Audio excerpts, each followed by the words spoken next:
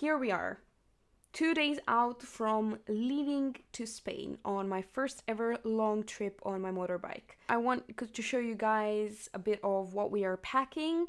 We are going to be camping for most of the time. The plan is to wild camp as much as possible, but definitely I'll need showers, so we will find some organized campings as well. We are planning on taking a ferry to Spain and then traveling a bit around that area and move on to France. But for now, let me show you what we are packing.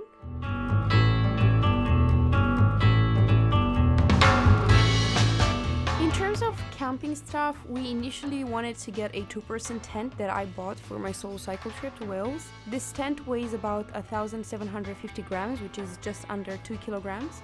And it was very, very small and compact, which was perfect. But we took it out for testing and we realized that it might be way too small for the amount of things that we'll have with us. I think it's a good tent for a solo trip, but it might not do the trick for a 1-month riding vacation where we'll be camping every night. So we needed space. We found a cool teepee tent which fits about 4 people. So I think that's going to be enough for us and all our baggages. It's way, way bulkier and heavier at about 4 kilograms, but we had to compromise here. After all, this will be our bedroom, storage room, chill room for about a month.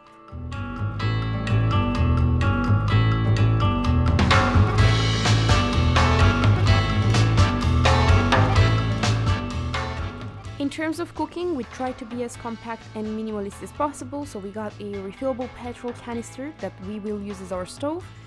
Yes, it is petrol-based, however, this worked best for us because it's reusable and because we can refill it from our own motorbikes if we run out of fuel. It can take up to 700 milliliters and that usually lasts for about a week, but I also might be very wrong about this information, so maybe check for yourself. We have only one big pot for boiling water, for soup, coffee or pasta, and it came with a smaller pot that we will use for frying. We got 2 silicone plates, which will also act as cutting boards, 2 compact cooking utensils, and 2 sets of titanium cutlery containing a fork and a spoon. Because we are real adventure motorcyclists, we are gonna use our Letterman multi-tool for cutting. Hell yeah!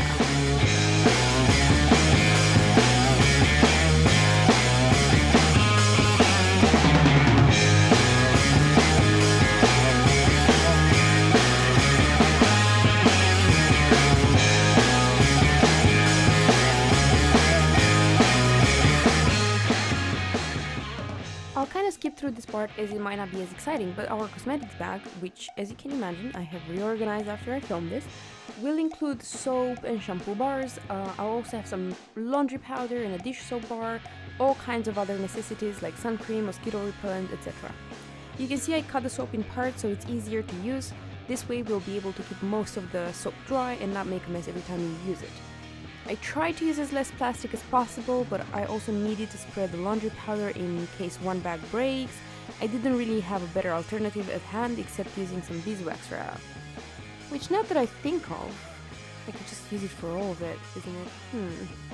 Anyway, I think really the star of this category is the cosmetics bag itself, which is pretty darn great because these actually are bicycle inner tubes upcycled.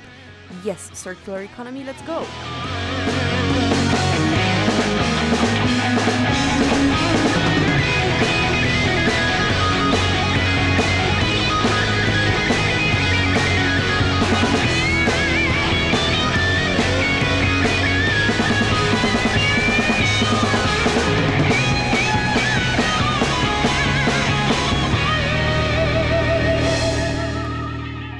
Before I end up this prep video, I also wanted to point out that I haven't done any work on the motorbikes.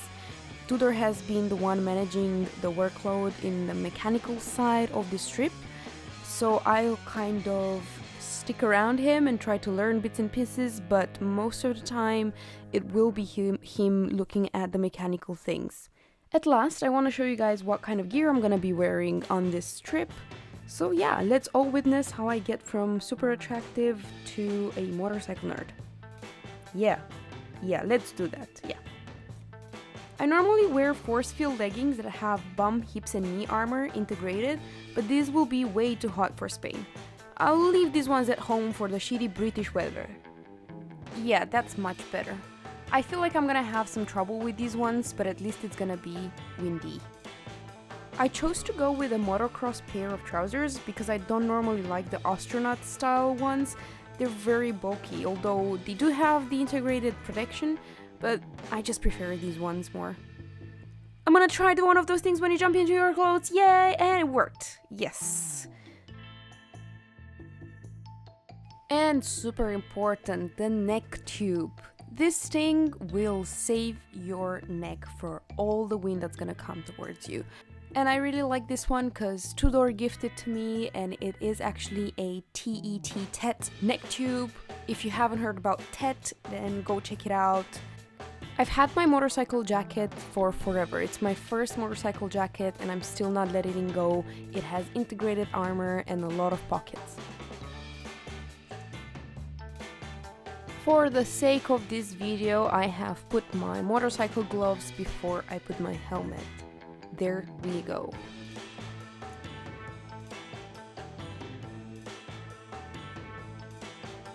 Now, this is super important. This backpack is the water backpack. Basically, when you motorcycle, you gotta keep hydrated.